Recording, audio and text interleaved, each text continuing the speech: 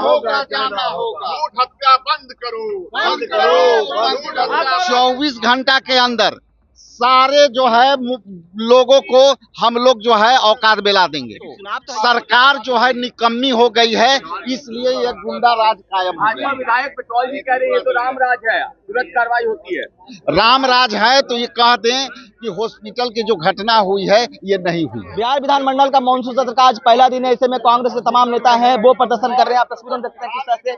क्या कहिएगा, आप सरकार को घेरने के लिए तैयार हो रहे हैं? सरकार हर मोर्चे पे विफल है। जिस तरीके से बिहार में भ्रष्टाचार बढ़ा हुआ है, प्रशासनिक भ्रष्टाचार, अपराध, महिलाओं के खिलाफ अपराध बढ़ा हुआ है, और जिस तरीके से वोटर पुनरीक्षण के नाम पर वोटरों का नाम काटने का कवायद चल रही है, उनको तमाम योजनाओं से वंचित करने की एक साजिश चल रही है, इसके खिलाफ हमारे कांग्रेस पार्टी के तमाम नेता और महागठबंधन के तमाम नेता सरकार को आगाह कर रही है और सरकार से जवाब मांग रही है। तो अंदर भी मांगेगा सरकार से जवाब? बिल्कुल, सदन के पटल पे और सदन के बाहर।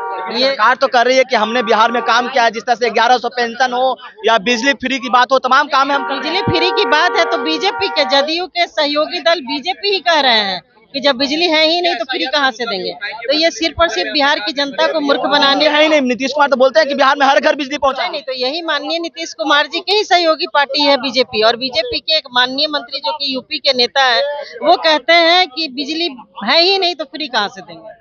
बिजली है ही नहीं तो फ्री कहाँ से देखें। देखिए तमाम जो नेता हैं वो जंगल राज को लेकर सरकार को घेर रहे हैं। क्या कहिएगा, आप मंत्री का फोटो लेकर? मंत्री का फोटो लेके इसलिए पहुंचे हैं कि मंत्री जी इस पर ध्यान नहीं दे रहे हैं और नकली दवाएं बाजार में बिक रहा है, इसलिए सरकार फेलियर है।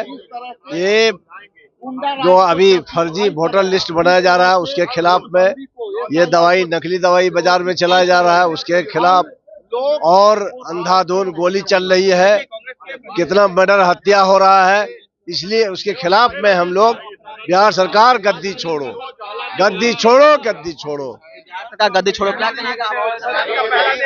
ये सरकार नहीं चला पा रहे हैं, इसलिए ये लोग अब गद्दी छोड़ के महागठबंधन को दे दें, और देखिए कि हम लोग जो है 24 घंटा के अंदर सारे जो है लोगों को हम लोग जो है औकात दिला देंगे। चुनाव तो है, तो आप तो सरकार से गद्दी छीन सकते हैं आप लोग। तो चुनाव को आप गुंडा राज से क्या लेना देना है? चुनाव को गुंडा राज से तो लेना देना है नहीं।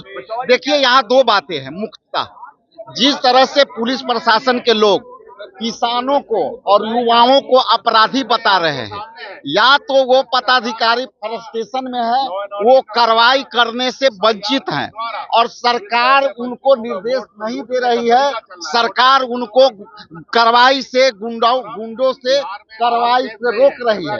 तो पहली बात तो ये है।